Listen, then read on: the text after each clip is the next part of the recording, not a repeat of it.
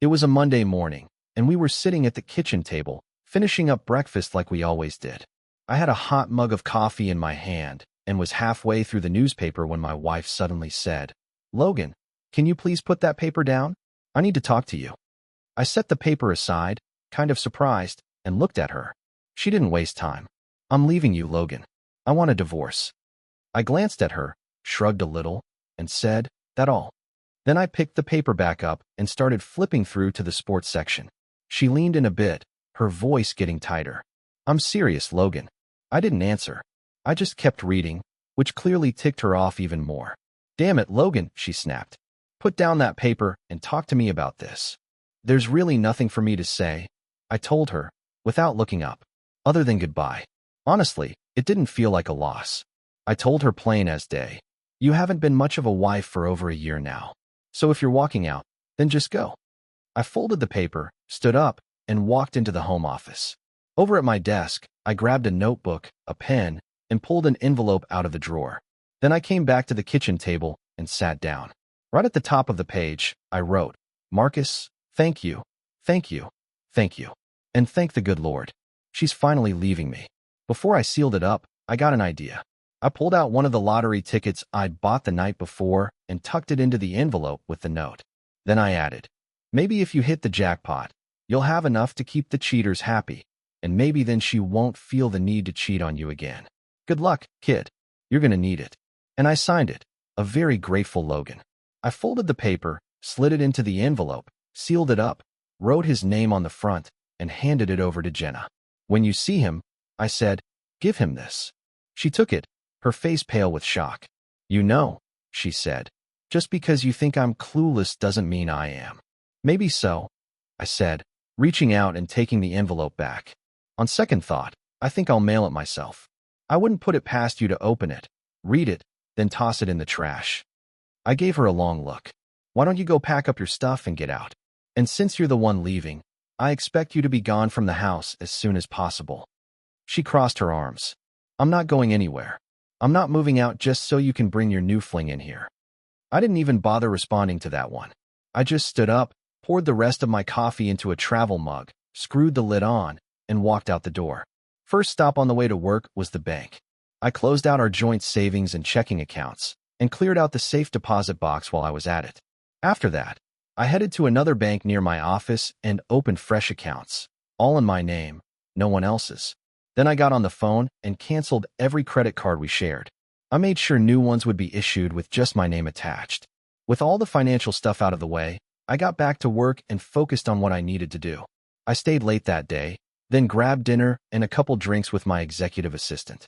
At one point, I brought up the divorce and said, half joking, "Hey, if your sister's still curious, you can let her know I'm single again." Sophie laughed. "Forget my sister. If you're single now, I want to be first in line." Sophie and I go way back. She started as my secretary a decade ago and worked her tail off, so much so that I promoted her to assistant, then executive assistant a couple years later. One Sunday a while back, I had a barbecue at my place and invited her. She said she couldn't make it because her sister was in town. I told her to bring her along. Her sister, Lena, turned out to be this blonde bombshell, stacked, flirty, real pretty. The following Monday, Sophie chuckled and said Lena had a bit of a crush on me. I grinned and told her, "Let's keep that one quiet. Jenna would lose it. She gets insanely jealous over nothing." But now Sophie was the one saying she wanted a chance. And I never realized she might feel that way. "Well then," I said with a laugh, "I guess Lena gets bumped to second place and you move up to first." "I'm not playing around," she told me. "I mean it. I want to see where this could go." I looked over at Sophie and said, "You might change your mind once you hear the full story and what I've got to offer." She raised an eyebrow. "Like what?" "Well," I said, "she's the one who wants the divorce, so I'm leaving the whole mess to her and her boyfriend. I've got no clue what their plans are." Sophie's face hardened. "Her boyfriend?" "Yeah," I said with a sigh. "She's been seeing another man for over a year now. I guess she finally decided that sneaking off a couple days a week wasn't cutting it anymore. So now she's going all in." "How long have you known?" Sophie asked. "Since the beginning," I told her. "Just about from day one." "How'd you find out?" "A buddy of mine spotted her going into a motel with some guy and gave me a call. That was all I needed to hear." I hired a private investigator the next day, had him follow her around for a week. He gave me the full report, dates, times, even photos. And you sat on that for a year and a half? She asked, clearly stunned. What did you expect me to do? I said, keeping my voice calm. Go on a rampage? Wreck my whole life in a fit of anger? I shook my head. We live in a no-fault divorce state. That means everything gets split right down the middle. I'd have to sell the house, divide the proceeds with her, and walk away from the pool, the hot tub, my woodworking shop, and the 3-car garage. And for what? Some tiny apartment across town? No thanks. Sophie looked at me with a mix of disbelief and curiosity. So you just let it go? I figured I'd let her stick around, cook the meals, do the laundry, keep the house in order. I wasn't going to blow up my life over her choices. But how could you even look at her? Sophie asked, knowing she was stepping out on you like that. You'd be surprised, I said. It's funny how love can sour into hate. And then, before long, hate just fades into not caring. She stared at me for a moment. And what about sex? You're a healthy man. You telling me you went a year and a half without it? Who said I went without? I said with a little grin. As long as she was offering, I was taking. Sure, it happened less and less, but I didn't exactly shut the door. I avoided her on the days I knew she was with him, though. That part felt too low, even for me. Other than that, the only change was, I stopped making love. It just became plain old sex. Any clue why she did it? She asked. Not really. Could be anything. But I doubt this was her first time. You think there were others? I can't prove it. But looking back over the 10 years we've been married, I can count 4 separate times when she started acting off. Same pattern. Same attitude. Same cold shoulder. Just like she's been this past year and a half. So what? You think she cheated 4 times? It's just a hunch. But if nobody had caught her this time, I probably would have chalked it up to another one of her moods. Maybe I'm off base, but honestly, it doesn't matter. This time I know for sure. I've seen the evidence. And that's all I need to call her a cheater. So what now? Sophie asked gently. I wait. Wait for what? To see what she's planning. It's her move. I leaned back. She wanted the divorce, so I drained the accounts, canceled the cards, told her to pack up and leave. She doesn't make enough to pay a lawyer, so unless her boyfriend covers it, she's stuck. I assume they planned this out before she dropped the bomb, but who knows? I'm just saying, if you're serious about me, you're getting into something messy. I'm still legally married, and I've got no idea how long it'll take to untangle this. Sophie leaned forward. You're looking at this all wrong, Logan. Am I? Yeah, she said. If she files first, she takes the wheel. You'll be served, and things could go sideways fast. She could ask the court to make you leave the house. Heck, she could claim mental or physical abuse and get a restraining order. You don't know what she'll pull. She stared hard at me. You need to take charge, boss. Be the one making the moves.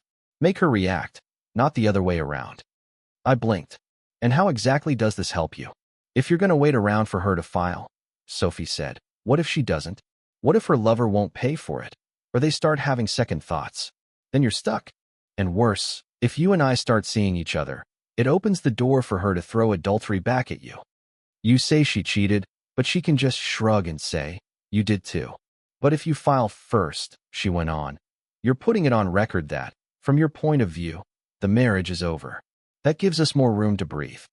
Technically, yeah, we'd still be married until the divorce is finalized. But as long as nothing happens before you file, no judge will hold anything against you. It'll just be part of moving on. I sighed.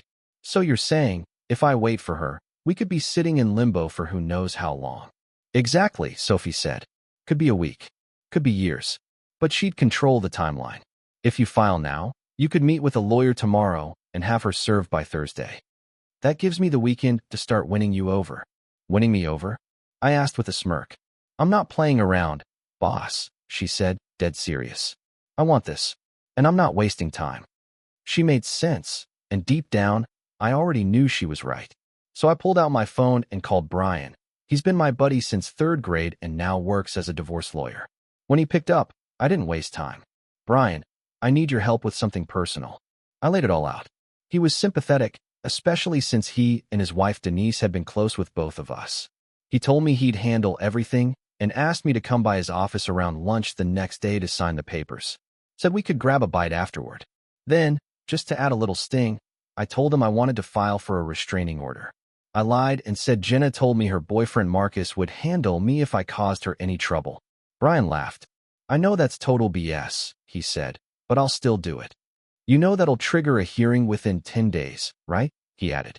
I can file the order and serve it, but the judge will want to review it before keeping it in place. I'm ready for that, I told him. The main goal is to get her out of the house and keep her out for a while. We don't have kids, so there's no reason she needs to be living there while the divorce is in progress. I'm banking on the old rule. Possession is 9/10 of the law. If I'm already living there, there's no real reason for a judge to kick me out. I told her to leave this morning, I added, but I've got no clue if she's actually gone. For all I know, she's still sitting in the kitchen. That's why I plan to serve her at work. Safer that way.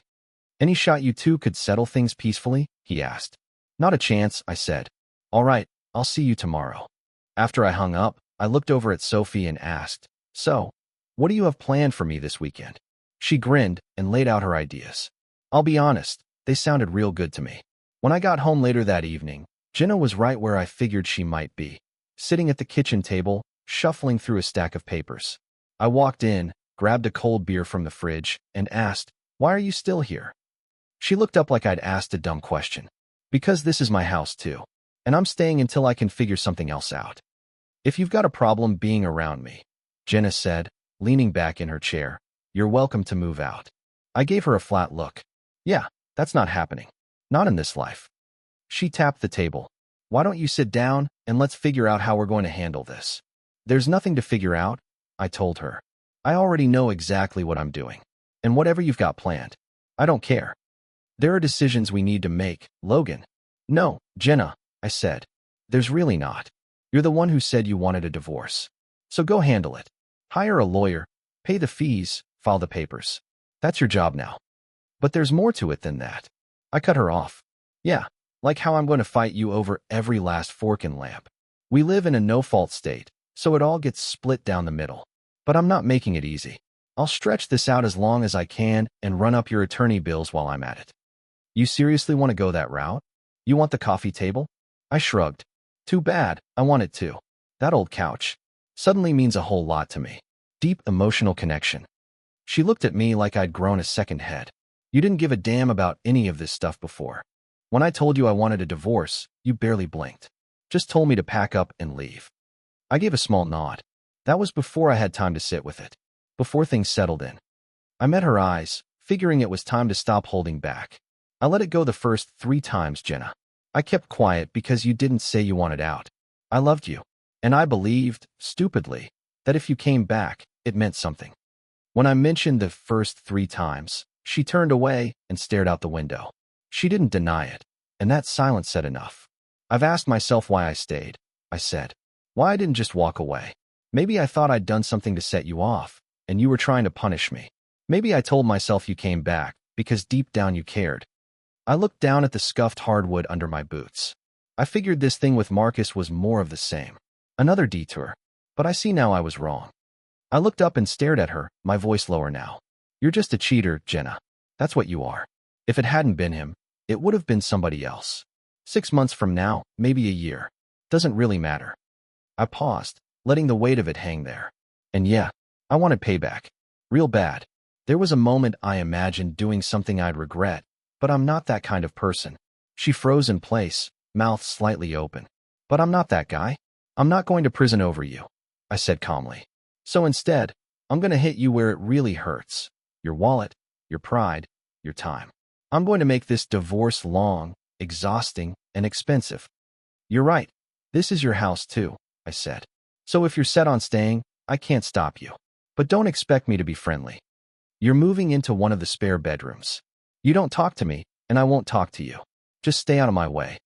I polished off my beer, tossed the bottle in the trash, and headed upstairs to what used to be our bedroom. Time to turn in. I figured I'd done what I needed to do. She'd have to go talk things through with Marcus now, figure out their next steps. That'd buy me a little time. Time that Brian could use to serve her the divorce papers and get that restraining order in place. Now, it was possible I'd misread things. Maybe she'd already seen a lawyer. Maybe those papers were already in the mail. But based on how much I withdrew when I cleaned out our accounts, I figured I got everything before she had a chance to touch it. Unless Marcus had footed the bill, I doubted she had anything left to pay a lawyer. All I could really do now was wait and hope Brian got ahead of her. Next morning, I slipped out early before she came out of her room. No point in another round of awkward silence. I grabbed breakfast at this little bed and breakfast cafe I liked. Quiet place, strong coffee. While I sipped, I pulled out my notepad and started jotting down a list of people I needed to call once Jenna was officially served. Because there was no way I was letting her spin this around and make me out to be the villain. Not this time. I decided early on that once the divorce was in motion, I'd be honest with people. I'd tell them the truth, what happened and why. At work, Sophie mentioned she was looking forward to the weekend. To my surprise, so was I. For once, something felt promising. That day, I met Brian for lunch and signed the divorce papers.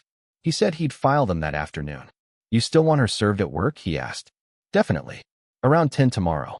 Got it, he said. I'll call once it's done. Good. I want the locks changed before she can get back. Back at the office, I arranged to take the next day off. Before I left, I called a locksmith and booked a morning appointment. It cost extra for the short notice, but I wasn't taking chances. When I got home, Jenna's car was in the driveway, but she stayed in her room. I didn't see her.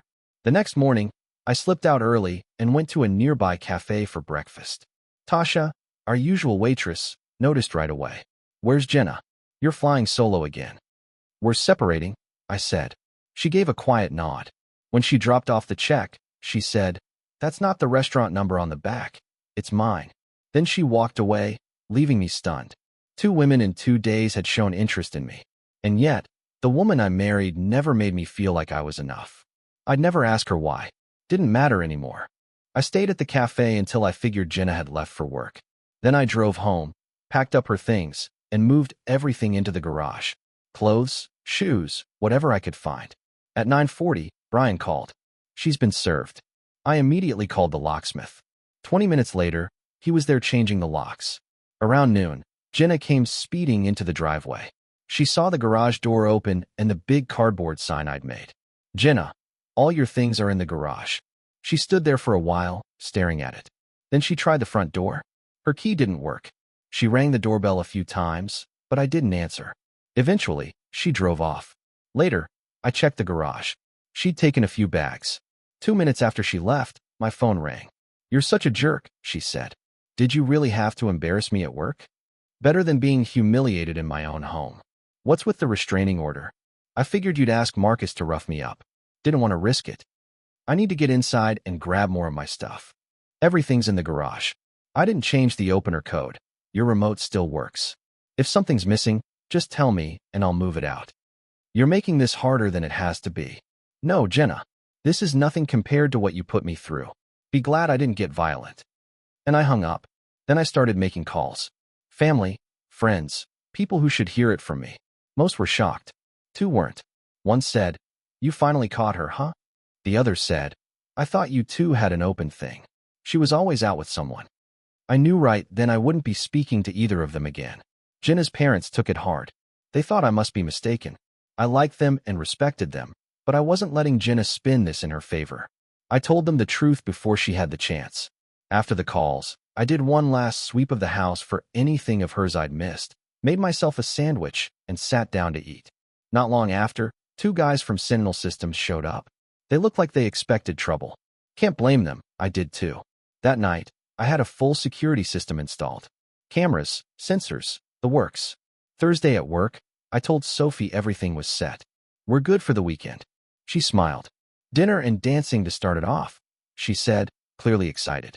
When I got home that night, Jenna did exactly what I figured she would.